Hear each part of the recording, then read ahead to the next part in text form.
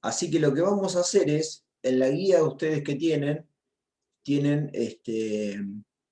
¿me querías preguntar algo, Camila? No. ¿No? Bien.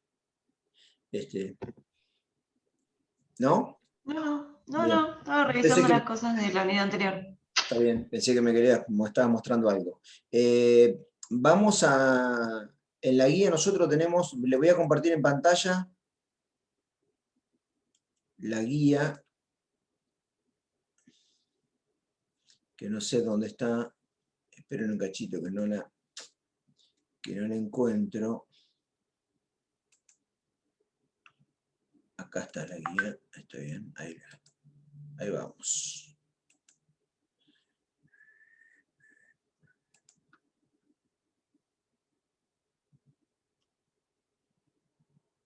Acá está. Ahí está la guía. Fíjense, yo voy haciendo como una pequeña lectura, una mirada rápida de los problemas y vamos a ir después a desarrollar las cuestiones que correspondan con esto. Se titula ácido clorhídrico contra hidróxido de sodio de igual molaridad. Piden que escriban la ecuación iónica, el volumen de punto de equivalencia, el pH de una solución antes de comenzar la titulación. Bueno, todo esto lo vamos a analizar ahora a través de una curva de titulación ácido fuerte contra base fuerte. Y después dice que respondan los mismos incisos, pero al revés, digamos, se valora hidróxido contra ácido. También lo vamos a tocar un poquito en el primer desarrollo que voy a hacer. Después dice que calcule el pH del punto final con distintos indicadores. También vamos a ver el uso de indicadores, cuáles son los más apropiados, cuál es el pH de punto final, cuál es la diferencia entre el pH de punto final y el pH de punto de equivalencia para calcular errores. Vamos a ver la cuestión de errores, entonces vamos a ver, primero que nada, ácido fuerte versus base fuerte, o viceversa, y cómo se calculan errores con distintos tipos de indicadores. Y este tipo de error, ya se lo voy aclarando, es un tipo de error de los que se denominan sistemáticos. Vamos a ver cuando lleguemos. Entonces vamos a ver ahora lo que es hasta el punto 6, más o menos, hasta el punto 5.6, que es ácido fuerte contra base fuerte. Después el punto 7 empieza ácido débil contra base fuerte. Entonces ahora fuerte contra fuerte. Vamos a agarrar, ¿dónde están? Acá. Esto. Vamos a pasar esto por acá. Tiki. Vamos a ver esto, ¿no? Fuerte contra fuerte, curva de titulación, qué indicadores usamos y los errores que se cometen. Sobre eso va a versar la primera parte de esta clase, que la vamos a resolver en este primer Zoom. Como cuestión inicial, tenemos que recordar lo que vimos en el capítulo 4, que no cualquier reacción puede ser utilizada en volumetría, sino que tiene que cumplir un conjunto de requisitos, que son estos 4 que están mencionados ahí, ¿no? Tenemos que tener una estequiometría conocida de la reacción que está ocurriendo y definida. La reacción tiene que ser rápida, que era transcurrir en los tiempos de lo que estamos realizando el trabajo experimental. Tiene que ser completa, es decir, que la constante de equilibrio de esa reacción me tiene que mostrar que está bien desplazado hacia los productos. Y que tenemos que tener una forma de poder ver el punto final. Nosotros, fundamentalmente, vamos a utilizar maneras visuales, pero también hay formatos instrumentales. Entonces, estas 4 cosas, digamos que después, que hacemos como hacíamos con el equilibrio del agua en balance de materia, electroneutralidad, cuando hacíamos las cosas que no lo escribíamos a veces, pero que sabíamos que estaba, bueno, esto como pasa análogamente, pasa a cumplir el mismo rol. No lo vamos a estar repitiendo a cada ratito cuando hacemos una volumetría, pero tenemos que saber que estas condiciones deben cumplirse.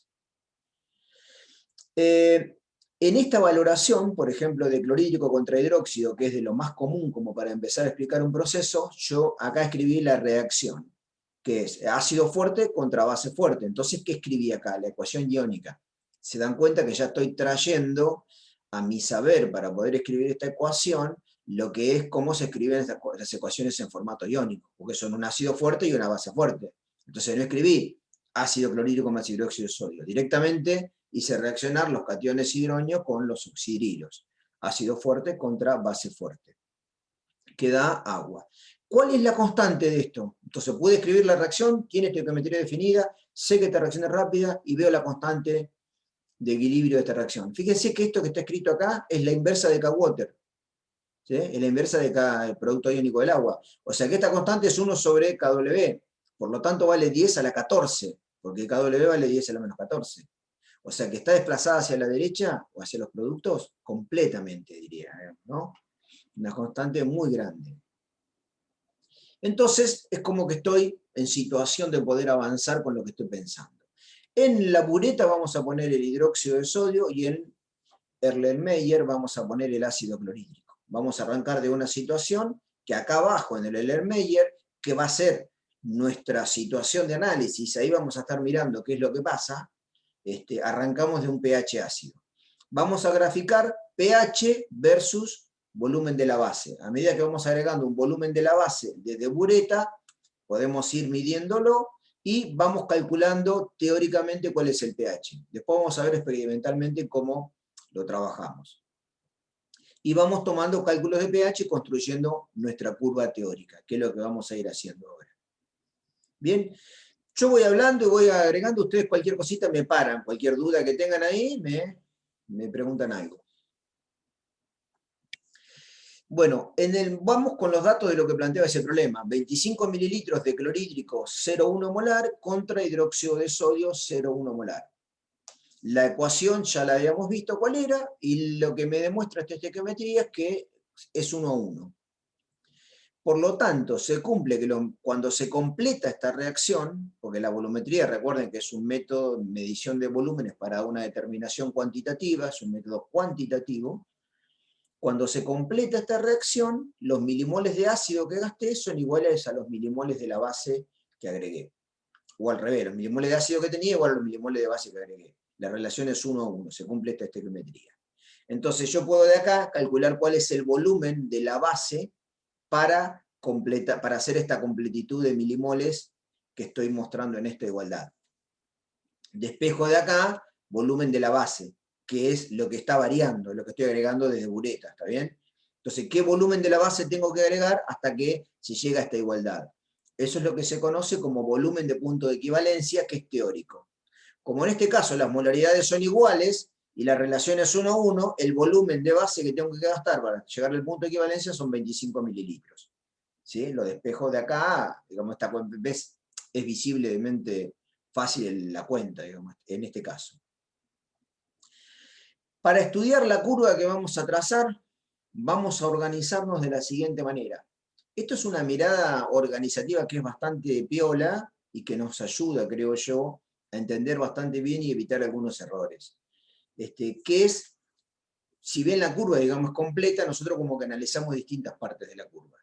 Antes de agregar base desde la bureta, lo que tenemos en el Erlenmeyer, podemos calcular el pH inicial con una solución del ácido clorhídrico nada más. Luego empezamos a agregar base desde la bureta.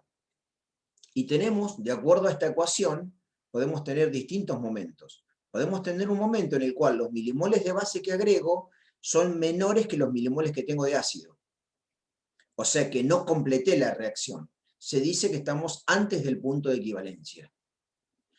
Después puedo tener una situación, ese le puse valor 2, por ejemplo, ¿no? La situación 2. O etapa 1, etapa 2, distintas maneras las pueden encontrar en los libros probablemente. Después en la etapa 3 o el punto 3, puse que los milimoles de base que agregué son iguales que los milimoles del ácido que tenía. Entonces, en este caso, como la relación es 1 a 1, ¿qué pasó? Se completó la reacción y no tengo exceso ni de ácido ni de base. Entonces estamos en una situación que se denomina punto de equivalencia. Y puedo calcular el pH en esa situación. Después vamos a ver cuáles son, yo aclaro acá, modelos matemáticos distintos en cada una de estas situaciones, que me van a permitir hacer cálculos. En la situación 4 es cuando los milimoles de base que agrego son mayores que los milimoles que tenía de ácido. Por lo tanto, me queda base en exceso. Estamos después del punto de equivalencia, y ya nos pasamos. Entonces vamos a analizar cada una de estas cosas que mencioné, que voy hablándola despacio para que quede bien claro, digamos, de todo lo que vamos haciendo. Porque esta manera de poder mirar estos sistemas la podemos extender después a distintos sistemas. En la situación 1, donde estamos antes de comenzar, tenemos una solución de ácido clorhídrico, que es un ácido fuerte. Entonces, fíjate que si yo planteo acá, o fíjense, el balance de masa y el balance de electroneutralidad, me quedan estas cuestiones. ¿Qué es lo que hice acá yo? Simplifiqué o desprecié la concentración de oxidrilos que me hace el aporte que me hace el agua, porque estoy en una solución de un ácido fuerte. Entonces es bastante buena esta apreciación. Entonces me queda que la concentración de protones es aproximadamente igual a la concentración de cloruros, o sea, igual a la concentración del ácido, que es 0,1 molar. Por lo tanto, si la concentración de protones es 0,1 molar, el pH inicial es 1. Ese es mi primer punto en la titulación. Estoy arrancando desde pH 1.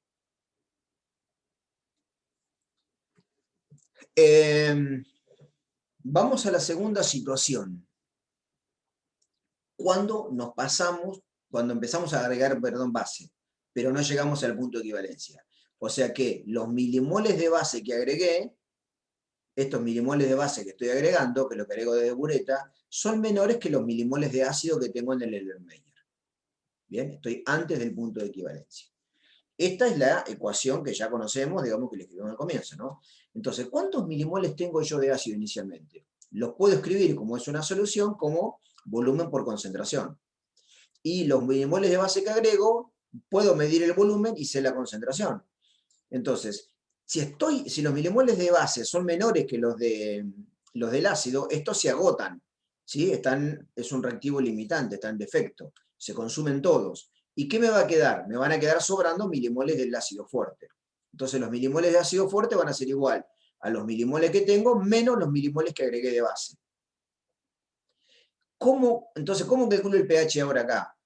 Con los protones que me quedaron en exceso, que me quedaron sobrando, los que todavía no titulé. Y esta concentración, esta forma matemática que que les estoy mostrando acá, vale desde que empezamos a agregar la primera gota de hidróxido de sodio hasta antes de llegar al punto de equivalencia. ¿Qué significa esto? Que antes de llegar al punto de equivalencia siempre voy teniendo exceso del ácido fuerte. Entonces, ¿cuál es esa concentración? Los milimoles que me quedan del ácido fuerte, que son los milimoles iniciales menos los milimoles de base, sobre volumen total. Están afectados porque el volumen total va cambiando, ¿sí? Al agregar base. Eso que está ahí, fíjense, acá puesto en una tablita, para 5 mililitros, 10 mililitros, 15 mililitros, 20 mililitros, fui haciendo cálculos. Y me dio estos valores de pH. El pH inicial era 1. Y ahora miren, llegó a pH cerca de 2 recién a los 20 mililitros. Bien, miren que agregué un montón de base, ¿eh? 20 mililitros y miren el pH casi no se movió. ¿Sí? Se la banca el ácido, digamos. Un poquito que sobra de ácido fuerte y casi no se mueve el pH. Uno podría decir, che, el ácido fuerte solo pareciera ser un buffer. Sí, o sea, bajo el concepto de buffer de lo que es la definición, sí. Lo que pasa es que no tenemos el sistema de la base débil para complementarlo. Entonces, pero sí es un amortiguador, porque no cambia bruscamente el pH. Cuando estamos muy próximos al punto de equivalencia, muy próximos, fíjense acá, 24,99 mililitros, el pH da 4,70.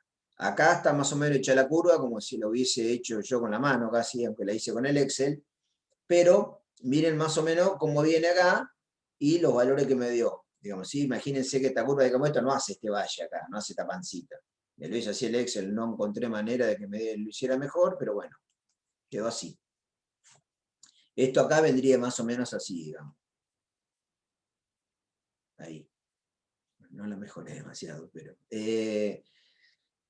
la cuestión es que lo que quiero mostrar es que la variación es muy lenta de pH y cuando llega a la zona de los 20 mililitros, de los 25, perdón, empieza a pegar el salto brusco, digamos, en la zona de los 25 mililitros, que es cuando ya prácticamente no me queda. En esta situación que está acá, uno podría hacer una consideración extrema de cuidado, que es la siguiente.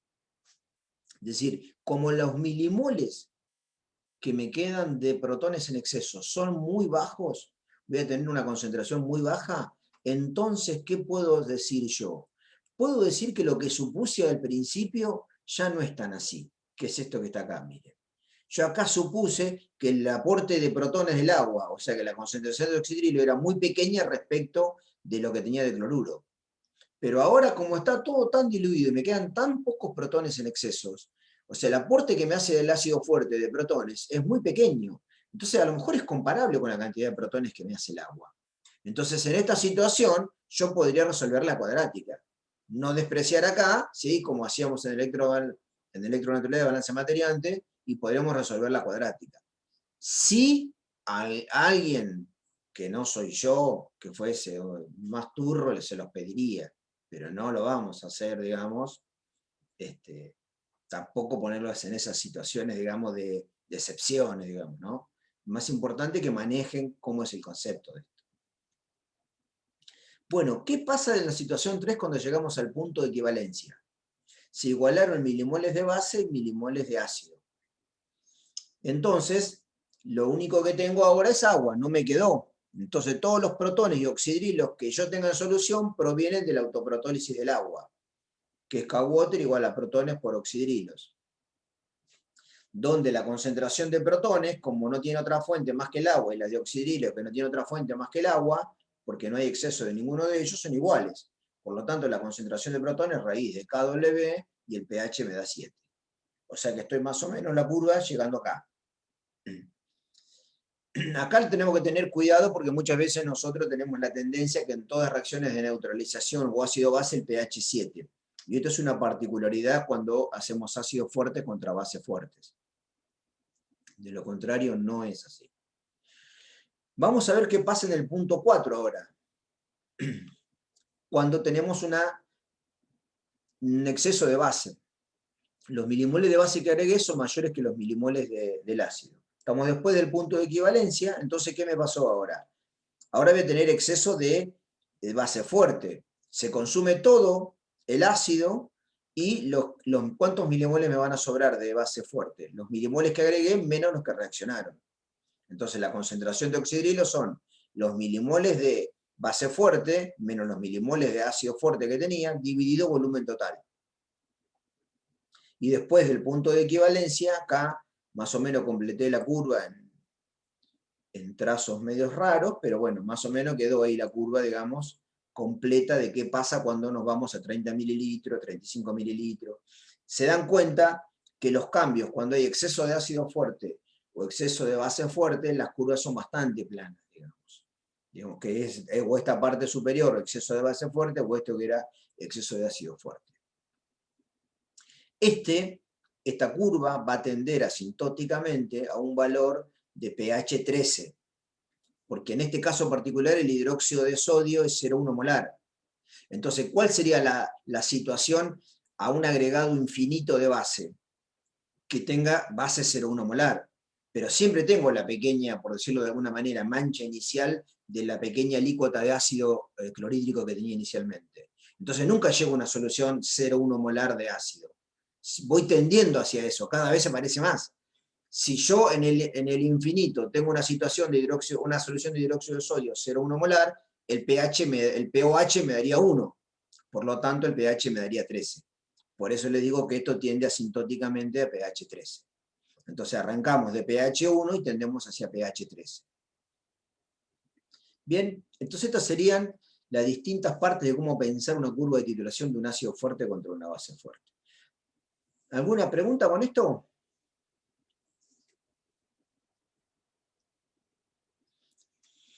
Vamos a ver entonces cómo elegimos los indicadores.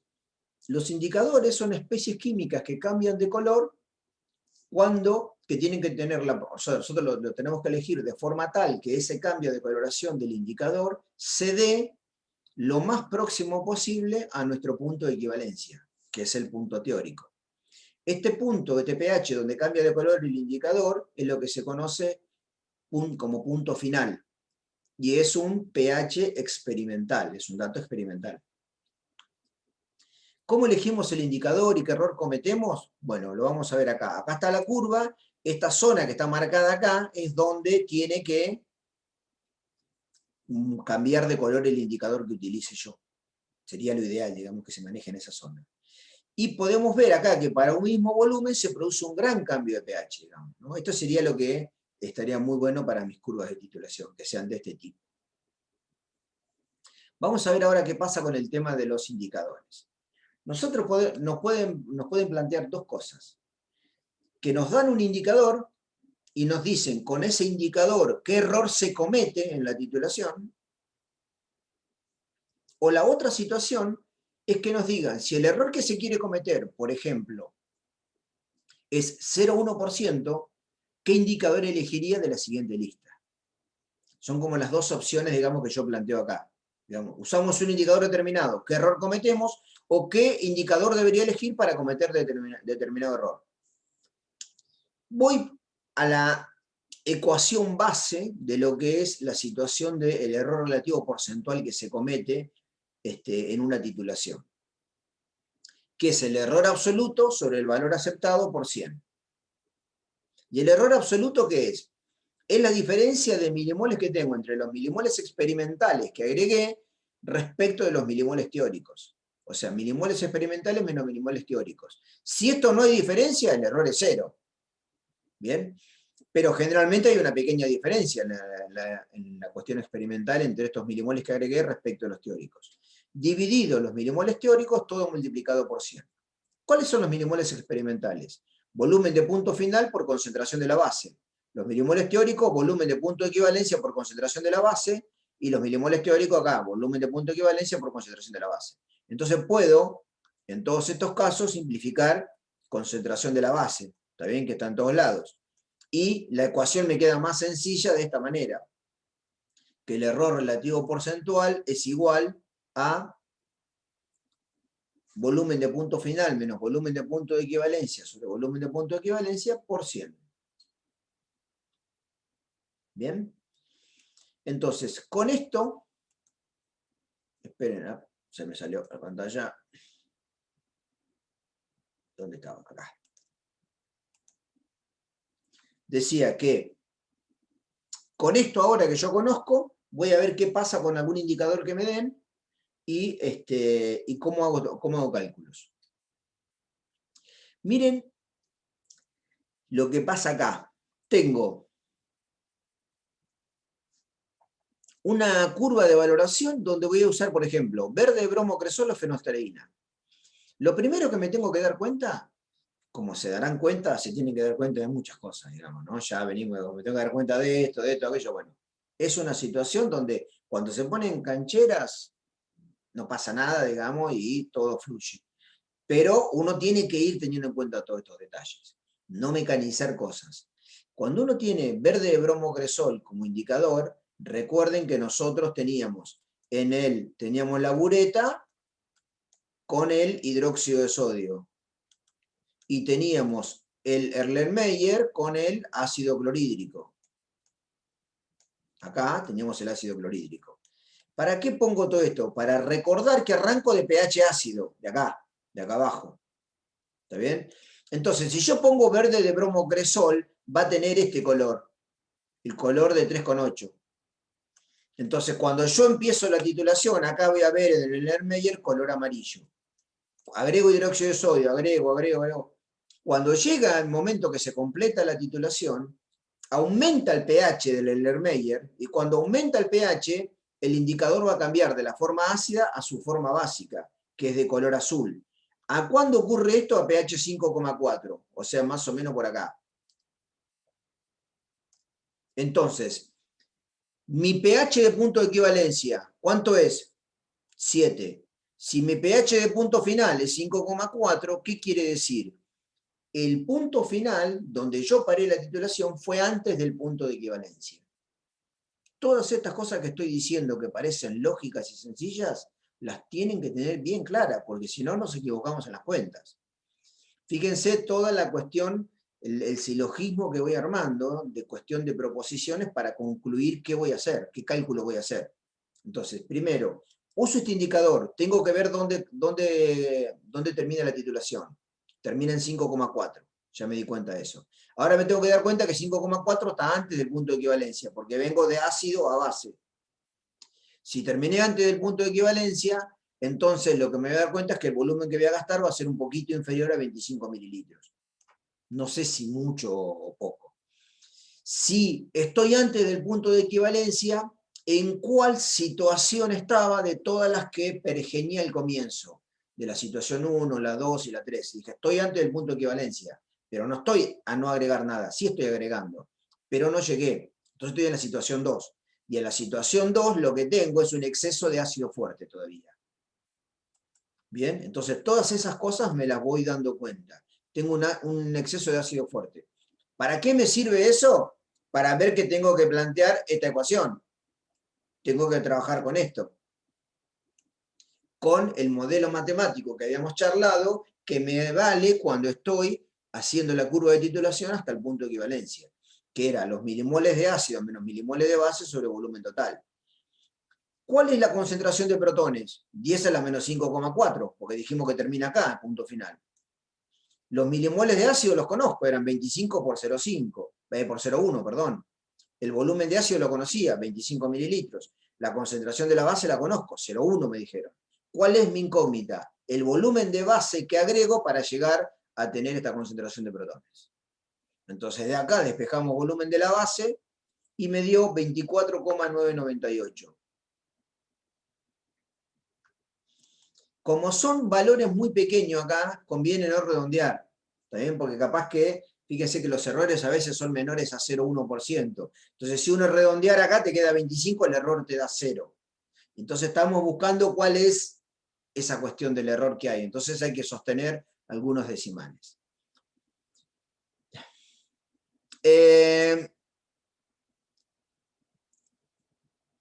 Entonces, acá continúo con lo mismo. Si me dio este volumen, vamos a calcular qué error cometimos usando ese indicador verde bromocresol. Vamos a la ecuación de error y reemplazo volumen de punto final por el valor que calculamos, 24,998, volumen teórico 25 sobre 25 por 100. Me da menos 0,008% el error. Quiere decir que es un error muy, muy pequeño, por lo tanto, este indicador es bueno para poder ser utilizado en esta titulación. Nosotros consideramos que hasta un 0,1% está bien. ¿Bien? ¿Por qué significa el signo menos? Que es en defecto, que es un poquito menos del volumen que tendría que haber agregado. Eso indica el signo menos. Nada más, que es en defecto. Vamos a ver qué pasa ahora si en vez de... vamos a ver con fenolftaleína. Lo mismo con fenolftaleína.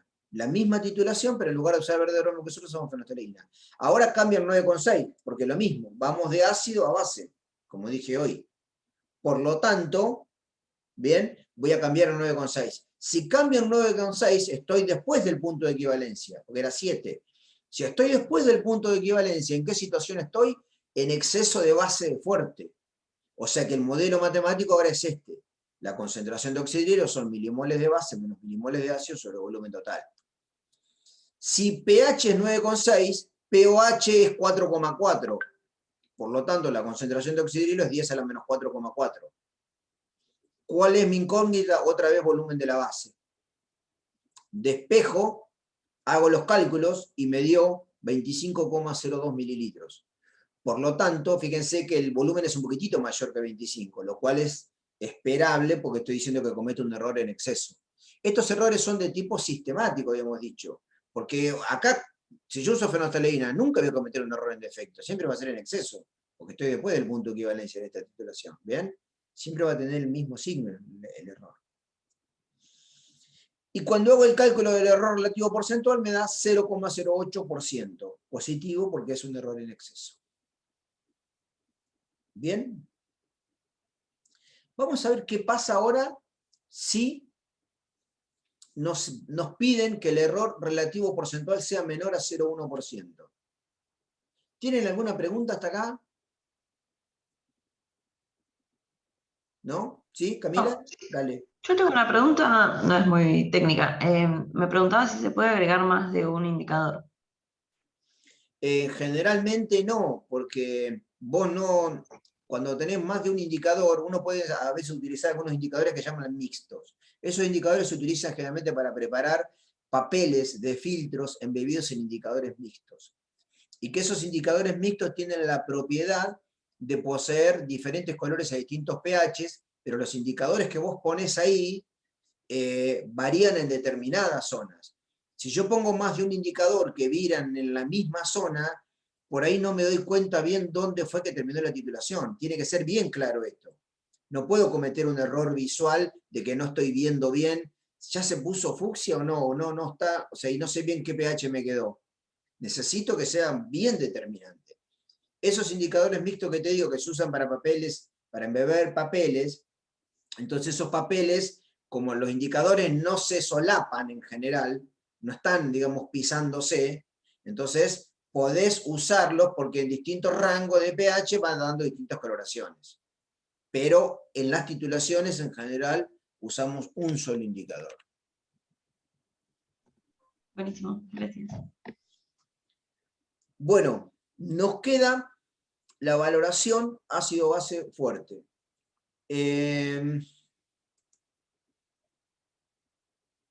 Les propongo que salgamos de acá y que nos volvamos a conectar, porque queda menos de un minuto, y no la voy a empezar a desarrollar, digamos, porque esa partecita, que es el último cachito que nos queda de ácido fuerte, base fuerte.